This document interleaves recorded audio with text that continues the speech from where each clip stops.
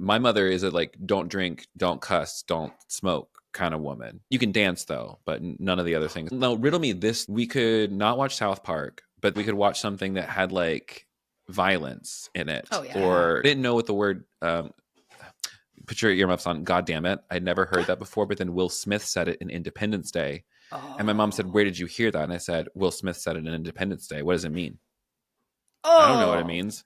Yeah. And my mom still, you know, she was a spanker.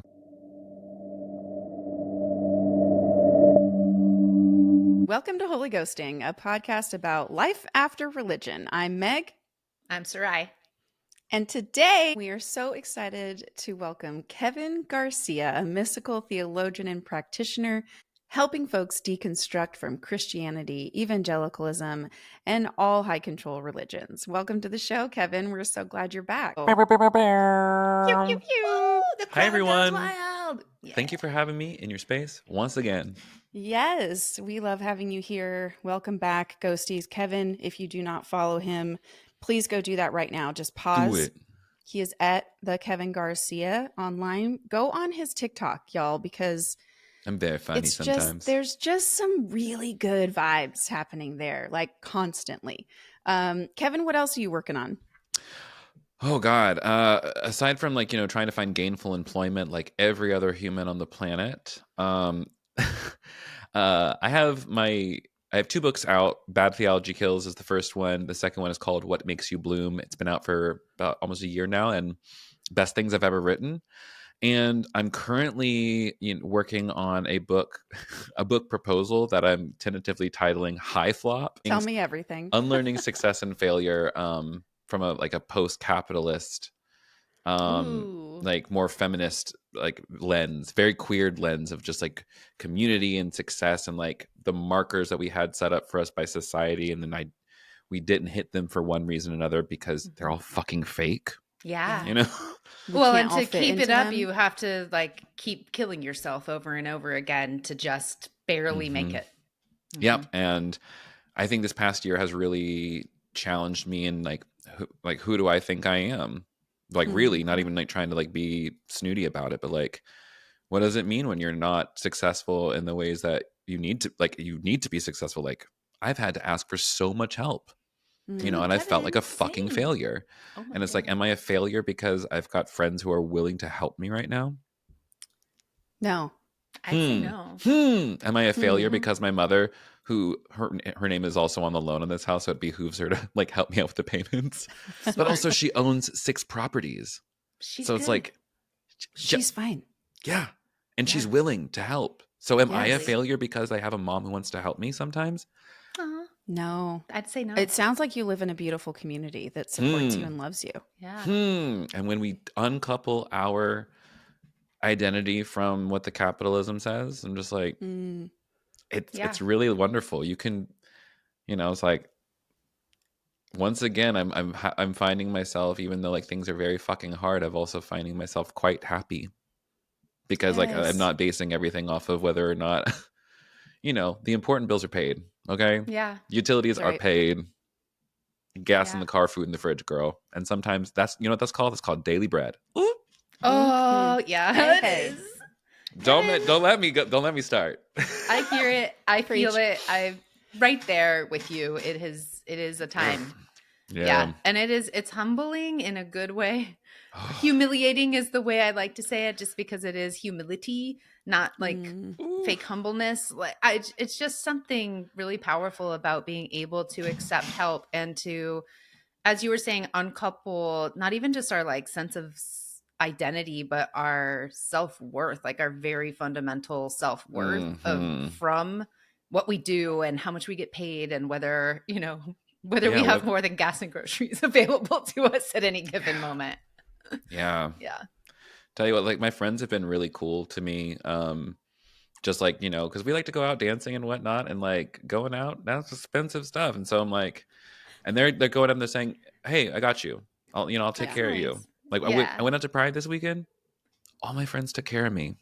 That's the best. And somehow I ended up in the VIP section and they gave me drink tickets. That rules. Of course they did. I'm like, that's on community care, baby.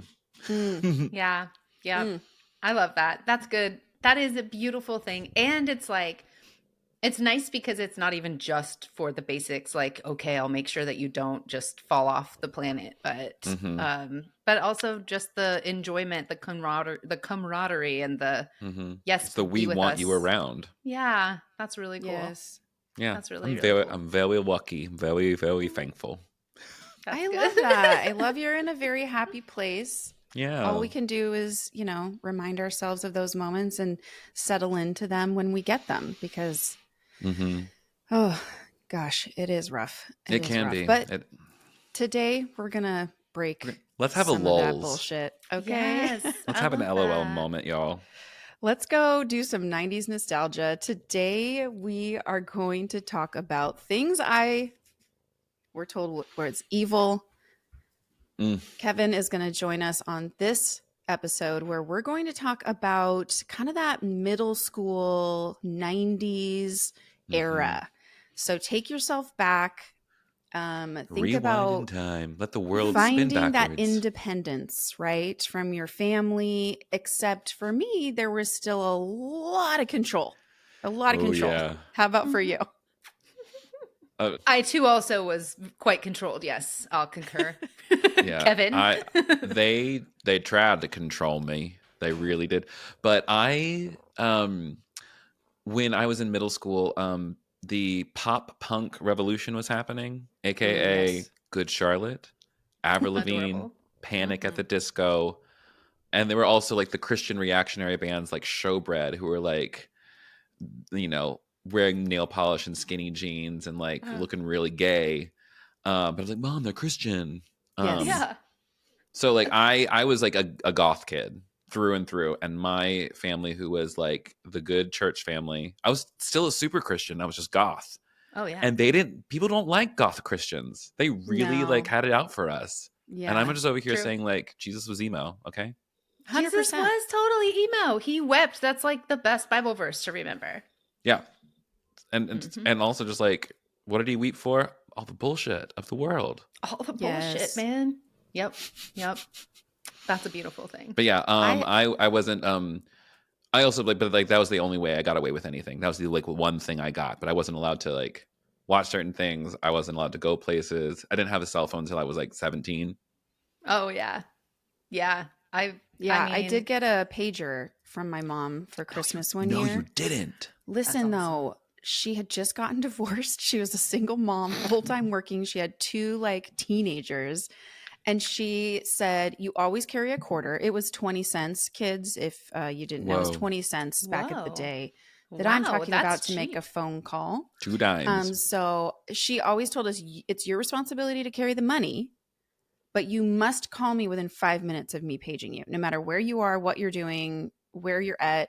She would page us randomly, and then we would like run to a payphone or be like, can I borrow your mom's phone? And we would call and check in. And it was just a way that she could like be in contact with us, but like also give us a little bit of freedom. But you paid by like a longer leash, though, Yeah, you paid though by the second, like each character you paid for. So it was not cheap. And like I said, single mom working a lot. She kept it like we weren't allowed to use it with our friends. It was just for communication between family. Wow. That is so maybe I wasn't as lucky as you thought. Actually, here we are thinking really just like, wow, Meg was stressful. Cool. Meg was a cool kid, and like, look, it was cool though. It was the see-through purple pager, so I do think I did right there. I really know exactly what you're talking about. And also, what a very specific moment in time you're talking about. Like, a time where there's payphones everywhere and you can just find one within 5 minutes, which imagine. Yeah, it's like walking in any direction, you could probably find a payphone. That's interesting. You would. Easy. Yes. And then you've got your quarter, you're good to go. And there is no such thing now. And then the pager is such a fun little it's such a weird time where like it moved from business into like regular people using it, and it was a very small window. So if you were a pager kid, in like 1996, that was when you were the one. You really were the one. But other than that, I feel like I didn't even have a parent who like mandated what we could and couldn't watch at that point. I think at that age though, I was just so indoctrinated that it was like You just I knew had what that not to spirit do. in me. Oh, absolutely. Absolutely. Well, you didn't want to let the devil get a foothold by watching the wrong thing. Like, what if you sat down and watched Gummy Bears and like learned about potions and suddenly you're a witch? That's a slippery slope. Yeah. It truly is. God, Gummy Bears. Like that was something that like a lot of my mom wasn't like very strict. It was mostly like the Beavis and Buttheads. The thing that I think were like marketed towards older teens. But like all of my middle school friends were watching it because it really wasn't like King of the Hill. Couldn't watch King of the Hill. Yes. Oh, that's devastating. My family watched it together. See, this is the weird place where I come in with like my family. We were just not allowed to watch things my parents didn't think were funny. That's I think that's actually where the morality rule came in. Yeah. Y'all thought I was cool, but really it's Sarai because she just watched everything. She's just every time I do this question with her, she's like, "Well, no, I could watch that, and I could." But let's get into it. Okay, first question: what were you not allowed to watch? You said Beavis and Butthead. I see what genre we're in now. Yeah, because I was always a cartoon kid. But funny enough, like I was able to watch Powerpuff Girls, Sailor Moon. My dad, though, like definitely walked in the living room one day. It's like Toonami. I'm watching Sailor Moon after school. And of course, like I am mesmerized because here is a diva like spinning around, getting into like a cute outfit and saying, moon makeup prism. No, moon prism magic makeup. And her whole power was makeup. And I'm like, that's cunty. And my dad said... Now, my dad is like, God rest his soul. He was a Mexican military man with a big old mustache. And he's like, son, is this what you want to be watching? I'm like, yeah, I think this is cool. And I could tell that like looking back on that moment, he was really trying to be okay with his son and just like the clear faggotry that was coming out of him. Yes. Did he ever get to see you in drag? No, he died like what year are we in now? 2024. He died 2019, so like 6 years ago, and I didn't do drag until after lockdown was over.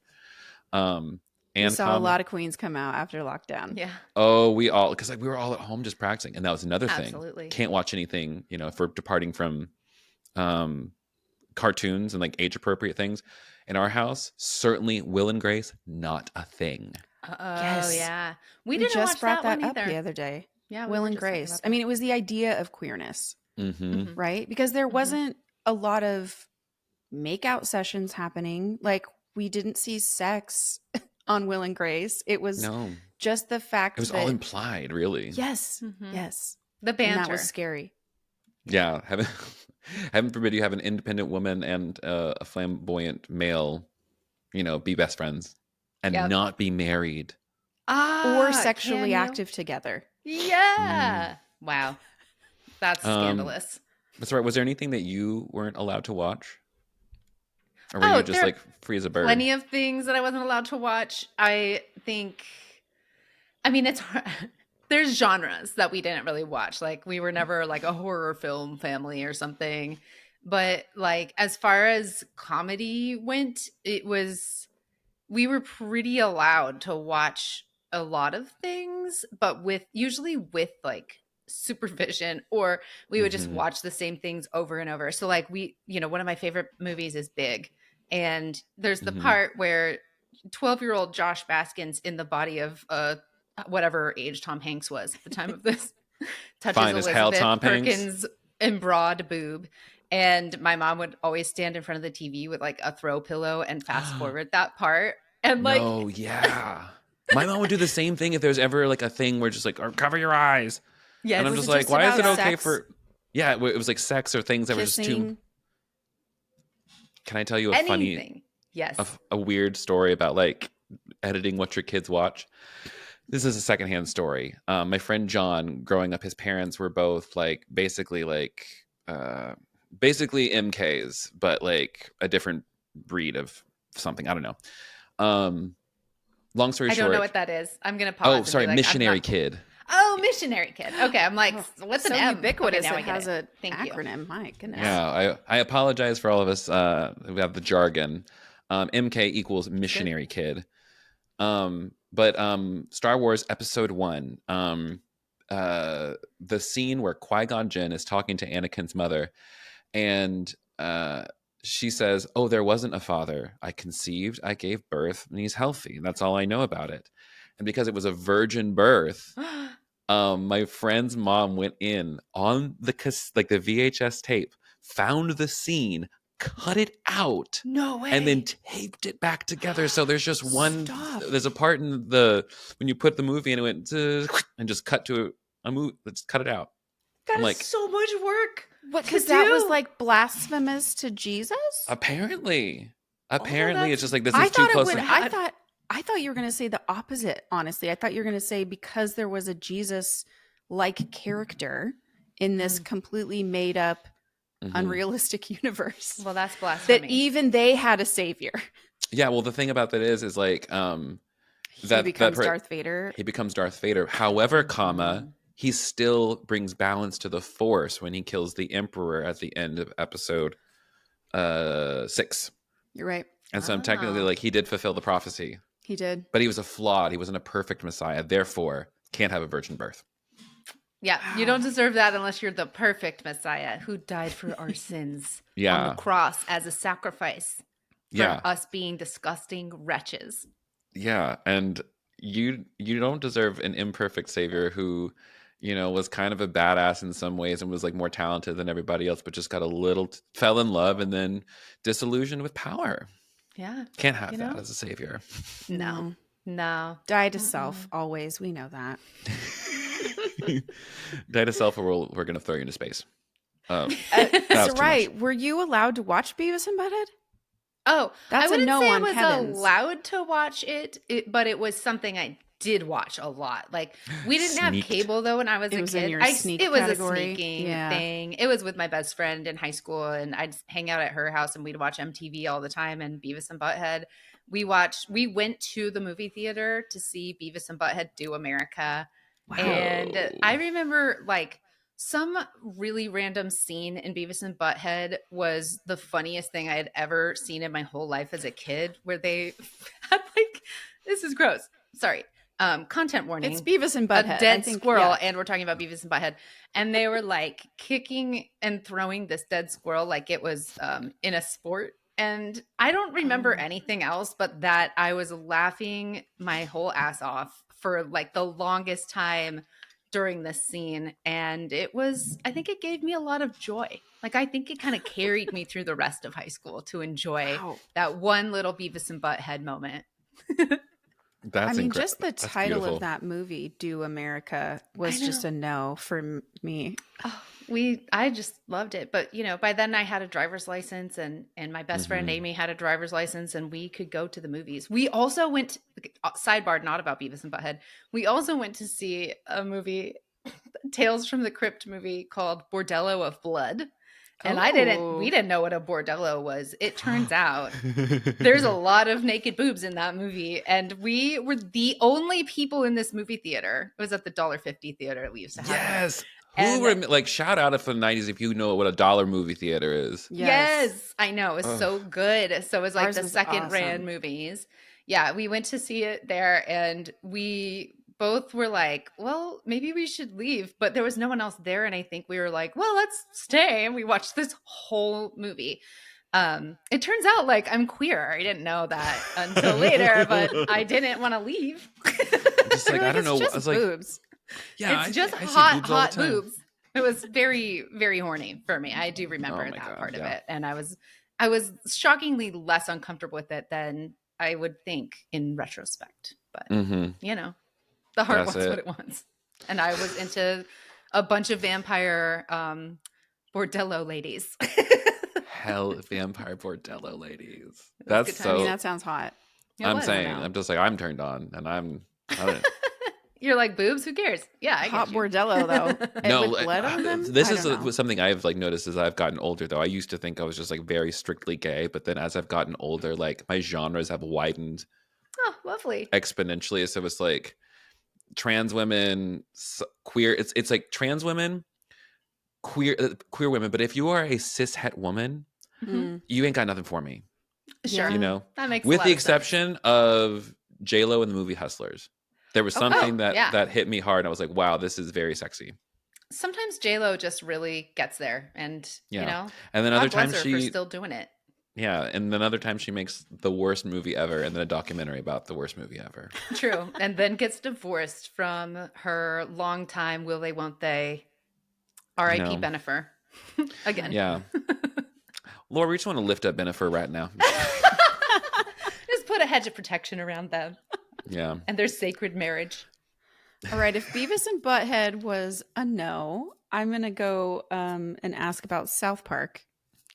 Oh, absolutely genre. Not. No, that was a big no. Big fucking no, especially because they made fun of Jesus at some point. Oh, yes. They also made fun of the Book of Mormon. I mean, equal opportunity. They made fun of all different Christians, but like Mormons weren't real Christians in my family, neither were Catholics. Yeah, no. They were a cult. Yeah, same, for sure. Same. Until Mitt Romney ran for president, and then Mormons were totally just like every other Christian for that period of time, and then it went back. He almost got you.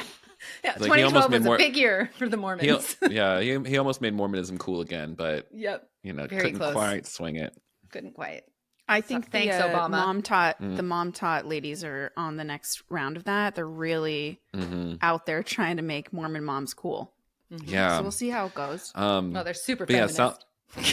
Super. But yeah, South Park was a no for me in my house. It was also, I think, because like foul language. They have a lot of foul language in that show, and my mother is a like don't drink, don't cuss, don't smoke kind of woman. You can dance though, but none of the other things. So like it was really important.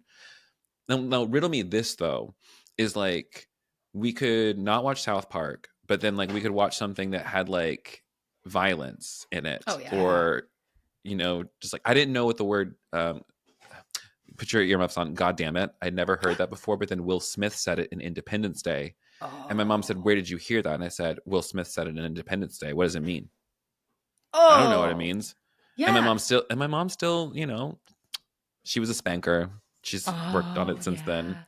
And I didn't know what I had done wrong. Yeah. So but it was just like, so like I couldn't watch the show over here because it was cussing, but like if I watched it with my family, it was okay. But I still didn't get really clear boundaries as to like what they didn't tell me why. It was just don't do it, rather than saying there's an appropriate time and place for everything.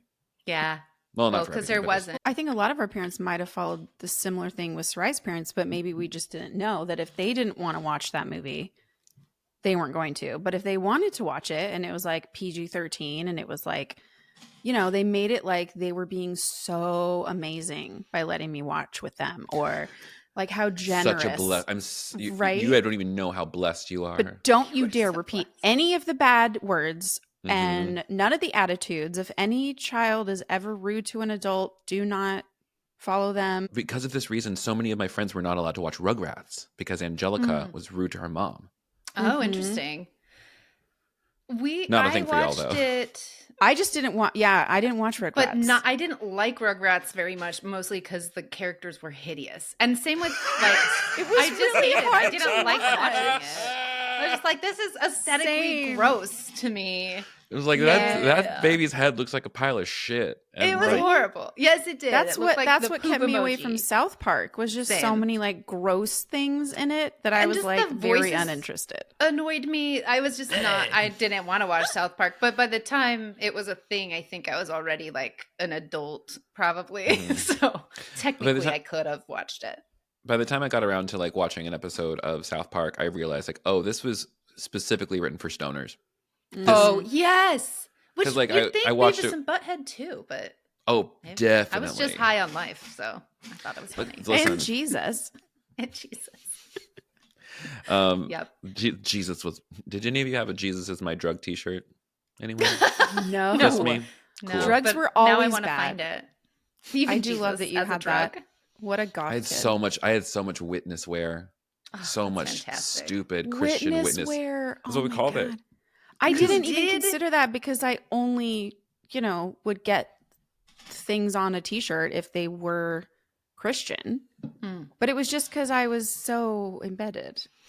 I was so embedded that I was also part of like the pro-life gothic crew. Oh, Yes. Did you have like abortion is mean pins and shit? No, abortion is murder. Abortion I had is even murder. more in dramatic. a big on a hoodie, and my parents let me wear it in public. Oh, sure. And like one of my They were stoked, I bet. Yeah. Oh my I'm so God. proud of Kevin. He's turning out to be such a nice young man. Standing up for life. Standing Yes. up for life. Yep. Yes. But like, oh my God. I was recently clearing out my attic, and I sent a picture on our thread of two pretty intense stickers. They're black with big white print. One says abortion is mean, and the other says abortion is murder. And got it from the same company, I bet. Twinsies. You know? Got it at Ichthus. Yes. So we shopped in the same market. Mm-hmm. This is my favorite sticker that Lindsay gave me. It says Paul was a dick. Yo. But I'd wear a shirt that says that. That's the main shirt I would like to have now. I didn't wear a lot of witness wear because it was sold at the Christian bookstore and they didn't have sales like they did at like Deb or come on, JC Deb. Penney. Yes. You know, like that was my affordability range. Same. You love a 2-for-1. Mm-hmm. Yeah. My parents, we didn't do thrift shops, but it was always just like the 75% off at Dillard's once a season. Oh, yeah. Oh, that's Dillard's. when you do it. That was a fancy place. Time to get a winter coat. It's almost summer. Exactly. It's for next year, honey. As soon as Christmas is over, as soon as the season's over, I'm just like, oh, we got to get stocking stuffers for the entire family for the next 14 years. Yes. Yeah. Yes. You know, it is a bummer when you run out of stocking stuffers, though. Yeah.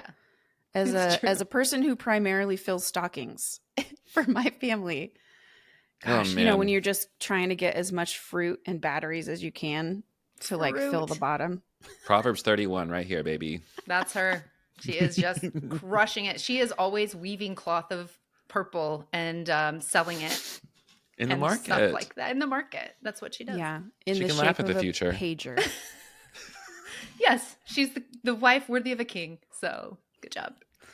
Right, you know the inevitable next question is going to be about just one of the all-time shows. This is a show that I think had a lot of contention in Christian homes.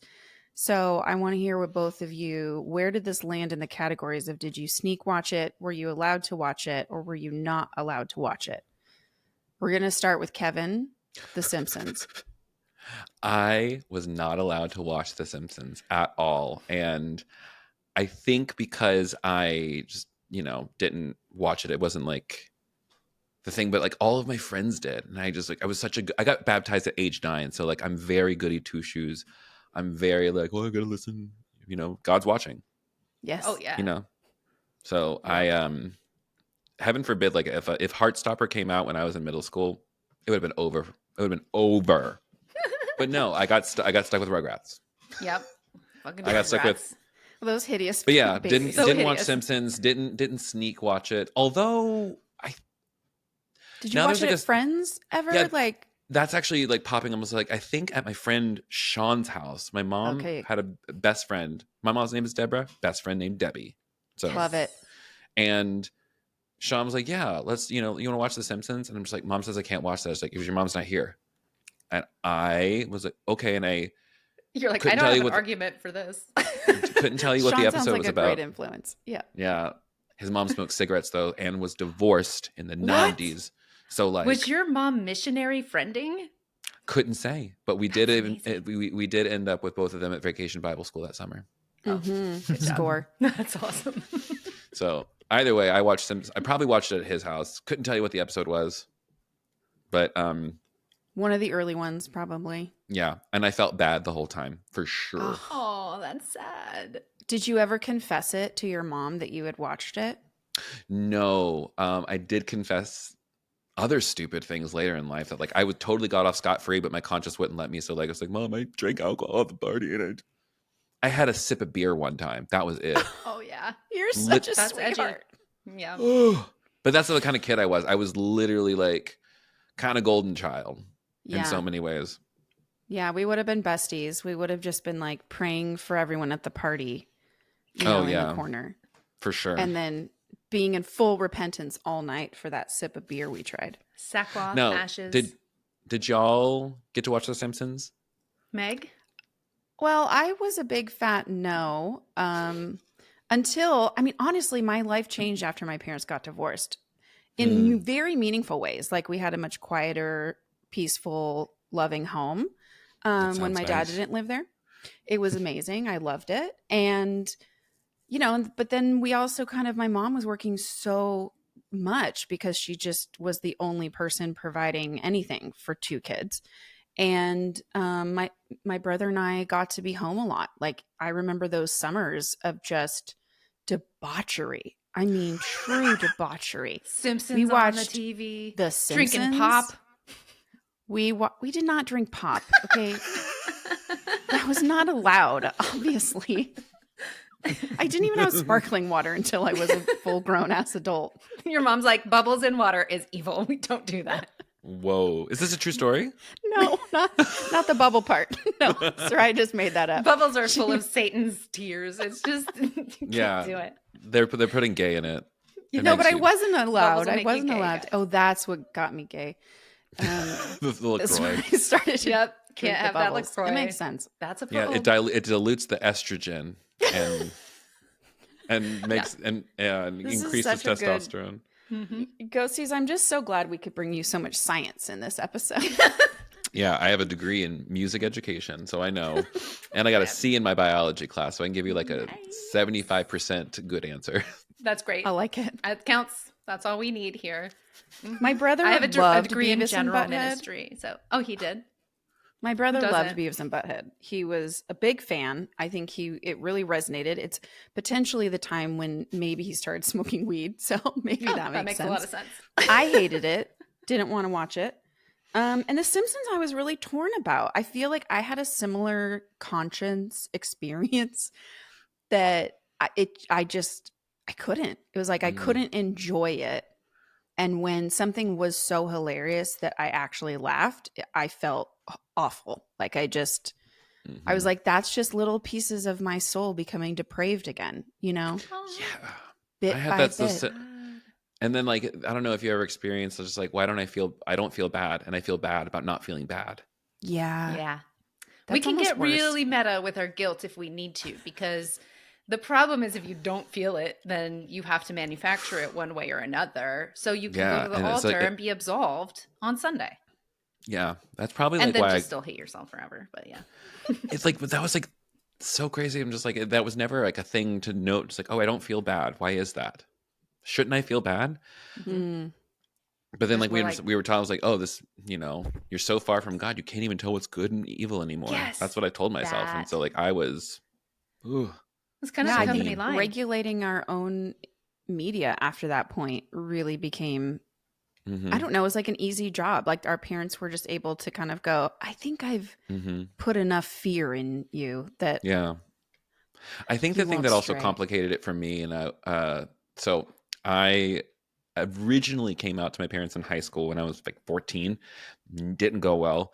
And my mom she said, we're going to beat this. And I got put into ex-gay therapy, like Exodus International, like the heyday. Wow.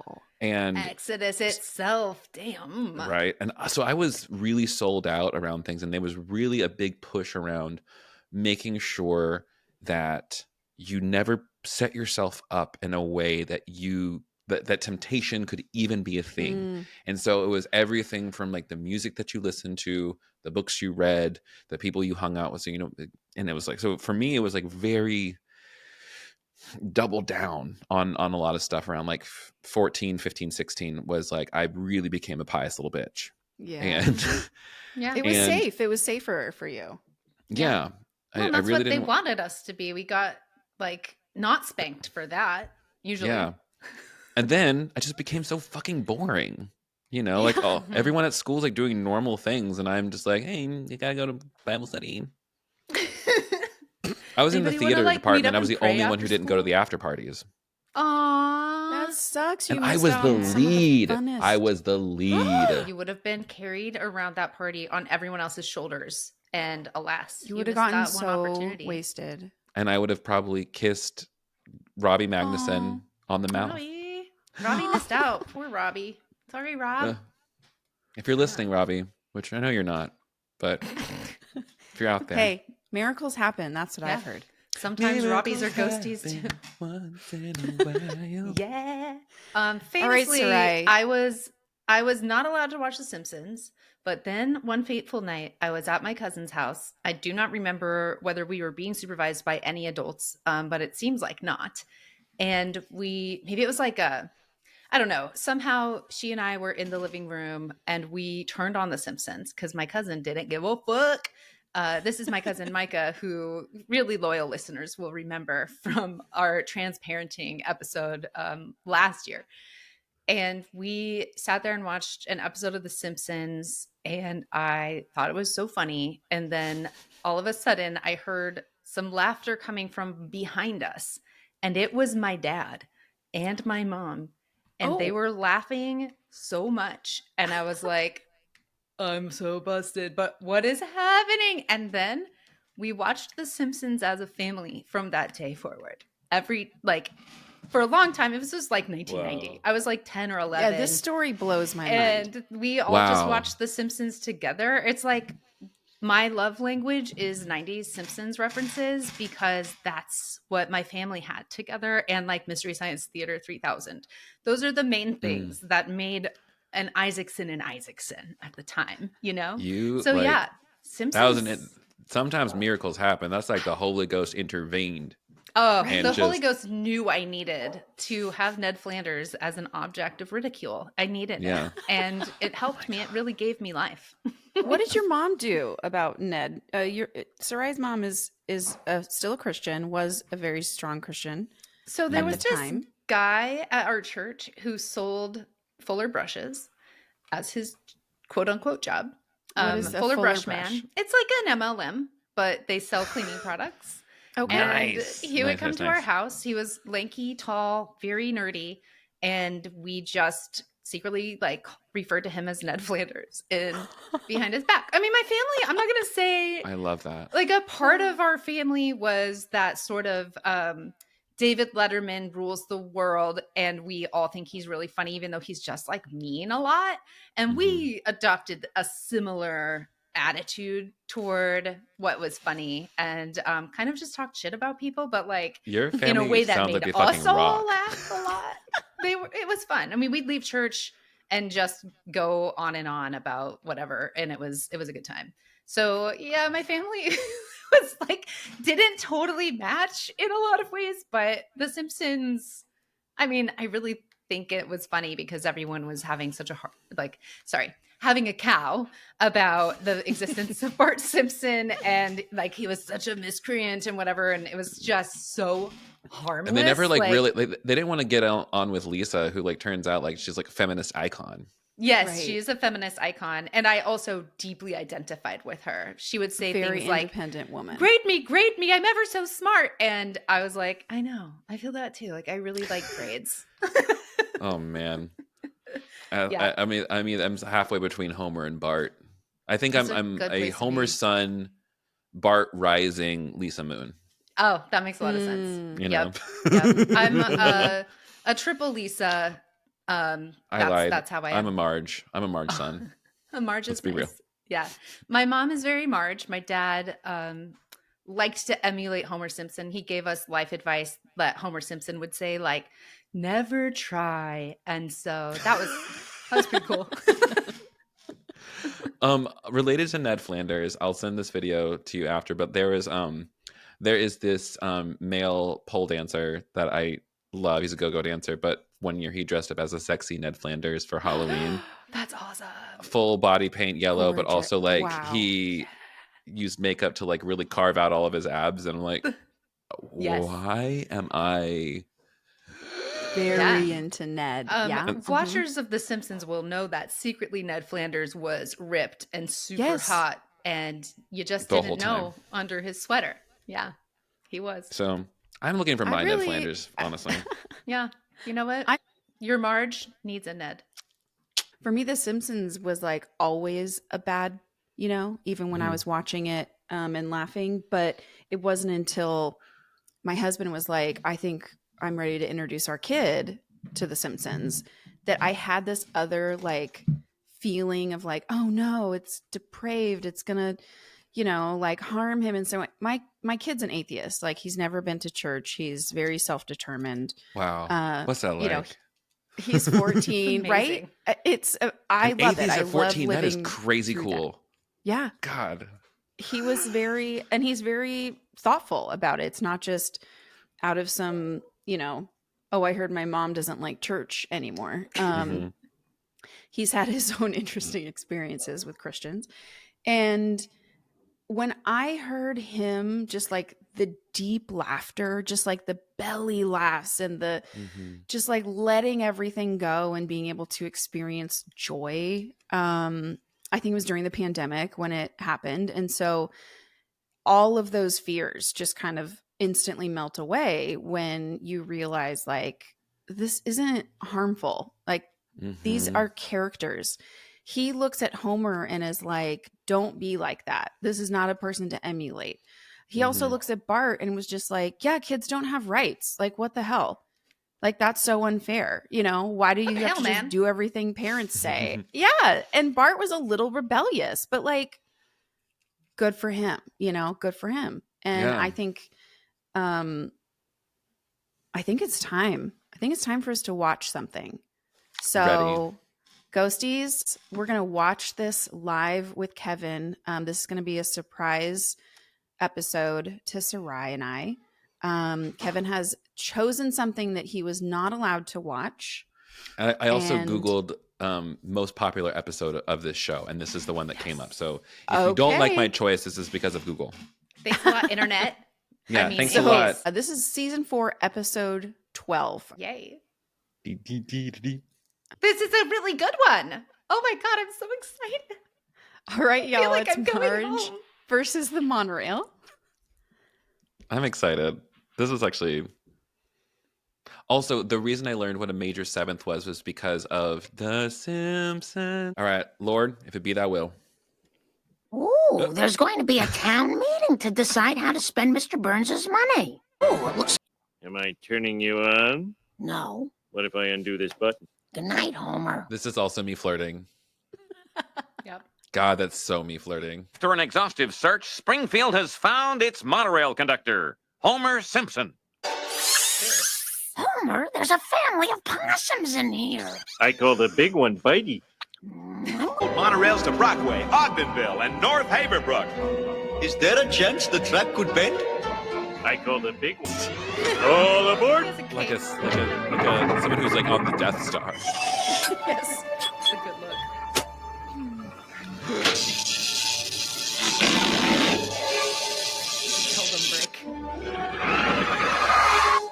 We're too late. I shouldn't have stopped for that haircut. Sorry. You call that an anchor?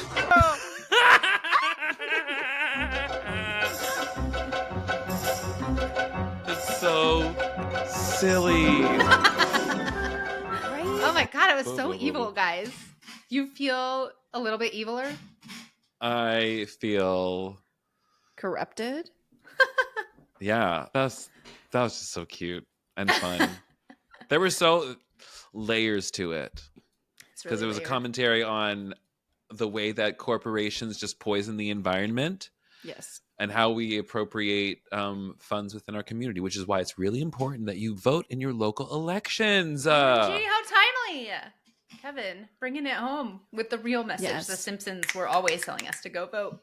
Yeah. Well, this was in 1993 that this episode first aired. Like, I forget just how long they've been making a social impact, because that's really what this show has and does do, is it shows different versions of American life, and the corruption and the ways that the government, the rich people, the police just all have this, they live in a different world than we do. I liked the plaque in the courthouse with liberty and justice for most. Most is an overstatement, but still. Yeah. I was like, when the only brown character in the show said I've been shot 8 times and it's nearly stopped me from getting to work, I'm just like, that's tea. Yeah. That's real tea. True. Like, and he does work at the Quickie Mart, so it's also commentary on how dangerous it is to work in a convenience store. Y'all, you didn't know you were coming. You come for the jokes and stay for the social commentary. It's amazing. That's really right. Incisive, to be honest. I'm gonna get my doctorate on this. Good like idea. the Simpsons as social commentary. They have been be predicting the future for years. Like, that has been one of the most amazing things. I would love to go down a rabbit hole and see all of the things. Somebody out there has done it. Please send it to me.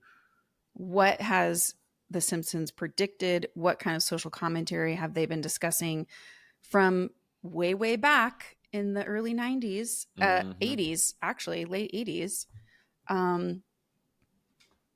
Matt Groening, okay. Yeah. Y'all were there. Yep. Tracy Ullman. Conan O'Brien, the EP on this particular episode, which, hat tip Conan. This episode is now old enough to drink, but it's still just as relevant today as it was in 1993.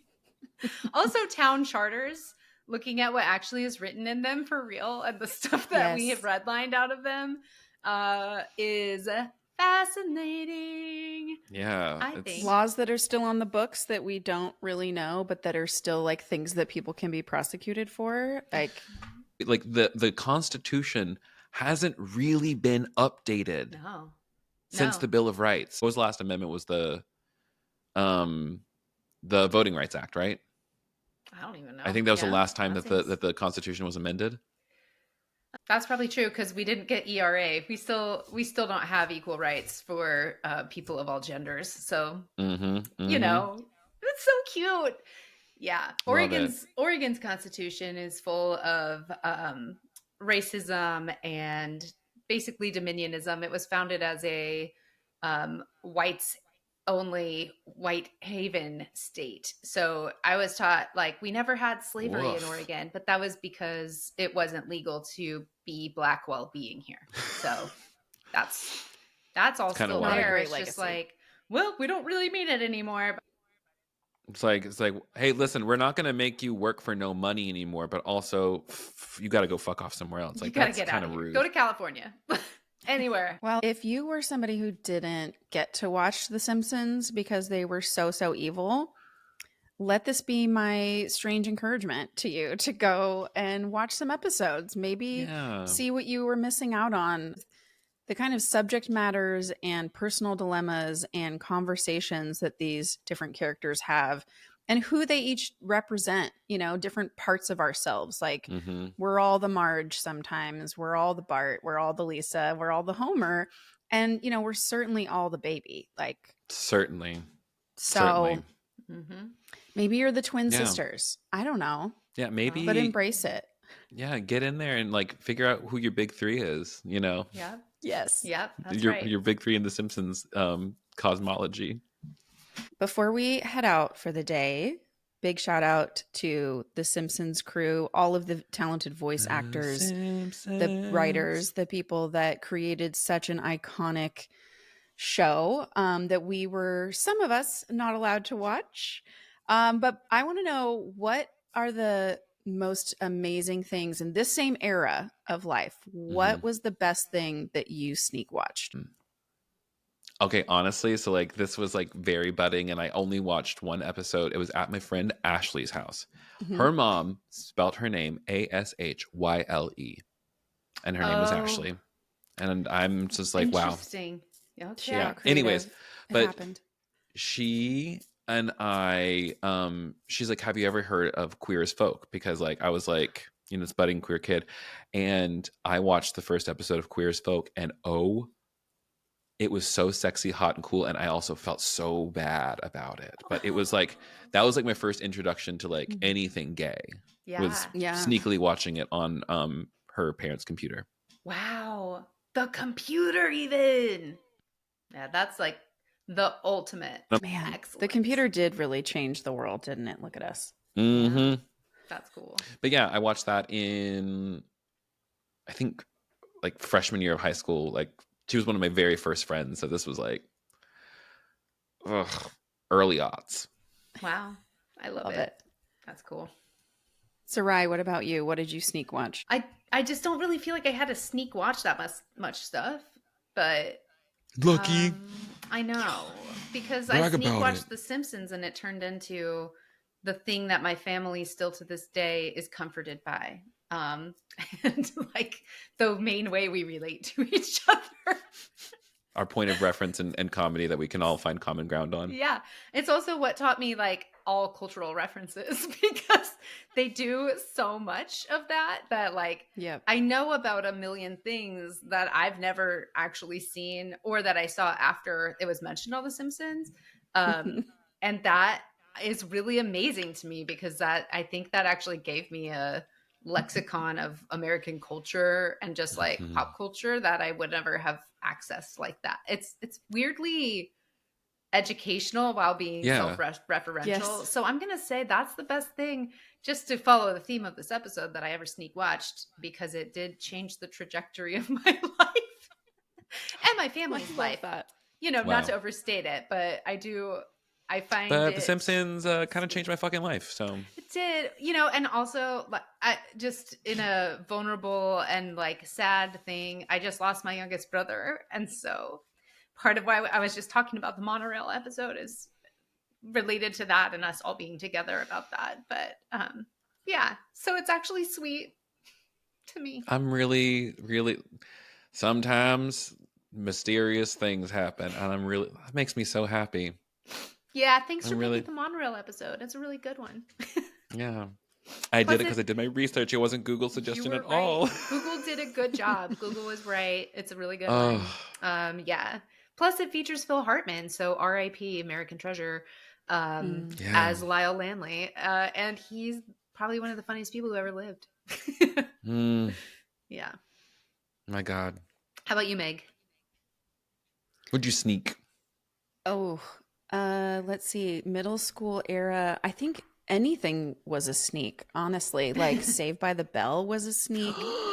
I was Saved by the fucking Bell. Just so obsessed with their diversity in their cast. Like I had just not.